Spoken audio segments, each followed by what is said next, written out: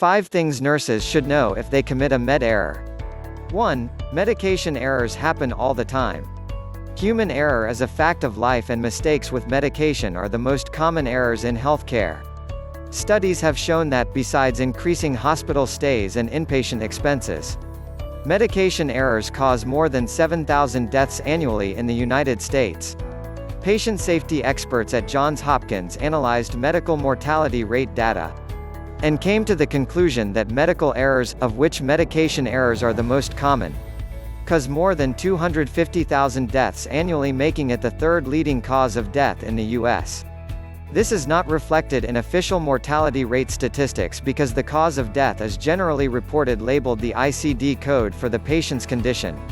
Throughout the world, reduction of medication errors has become a significant patient safety concern, and there is increased focus on improving systems and procedures to eliminate errors. In March 2017, the World Health Organization launched a global patient safety challenge on medication safety, with the goal to reduce medication-associated harm in all countries by 50% over the next 5 years, by addressing weaknesses in systems that lead to medication errors. 2. Nurses are the most exposed to making medication errors. Nurses have always played a major role in preventing medication errors. Research has shown that nurses are responsible for intercepting between 50% and 80% of potential medication errors before they reach the patient in the prescription, transcription and dispensing stages of the process. The administration stage is the most vulnerable to error because this is where there are fewer system checks and balances. In the hospital setting, most medication is administered by a single nurse, with the result that nurses' errors are those most likely to reach the patient. 3. Put the patient first. You discover you have made serious medication error while you are halfway through administering the drug. At some later stage, or when a colleague finds the error, you immediately experience a physical and psychological stress response.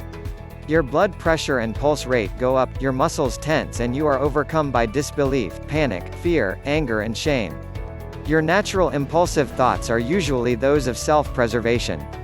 Ignore the situation, and it might just go away. But soon your ethical and moral self takes over as you realize that the patient may suffer harm. Taking ownership of the error and doing the right thing by putting the patient first is the only realistic course of action. Take immediate corrective measures. Inform the patient's doctor of the mistake so that action can be taken as soon as possible to counteract the effects of the incorrect medication. Should you not report the incident and the patient dies or suffers permanent disability from your mistake, you will have to live with the guilt for the rest of your life. A cover-up may also be discovered and do more harm to your reputation, and possibly your career, than that the mistake you made. The next steps will depend on hospital protocol, but will involve informing your immediate nursing supervisor and writing up an incident report. When reporting the incident, describe the facts surrounding the incident clearly and concisely. What happened, what actions you took, who were involved, factors which possibly contributed to why the mistake happened.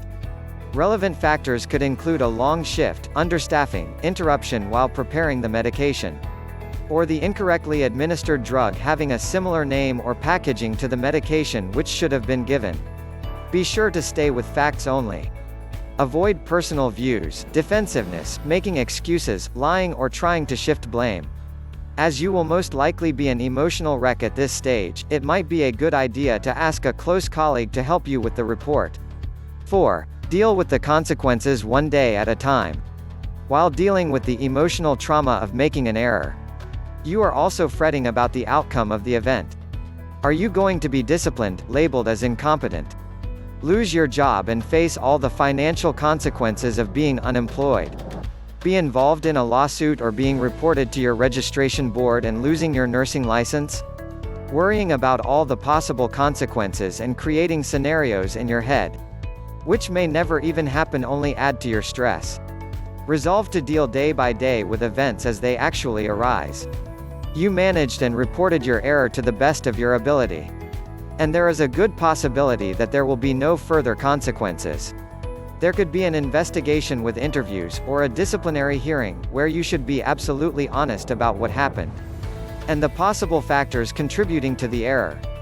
A disciplinary hearing might end in recommendations for supervised practice for a period of time and/or retraining. The result could also be dismissal and maybe a referral to your registration board. Even at this level, the outcome could be that no further action is required. Should you face the most severe consequences such as dismissal or the possibility of losing your license, make use of support organizations such as your union or local nursing association. 5. Heal through becoming involved. Everybody makes mistakes. Despite how you feel, your colleagues will probably be relieved that they are not in your shoes, rather than looking down on you. They will respect you for openly admitting your error and using it as a lesson for others. Through your experience, you will be ideally positioned to become involved with both medication safety in your organization and in second victim support programs. You can encourage discussions and continuing education about the wide range of researched knowledge about medication errors and how to prevent them. You can also advocate for fair, just and compassionate treatment of second victims, including the introduction of organizational support systems.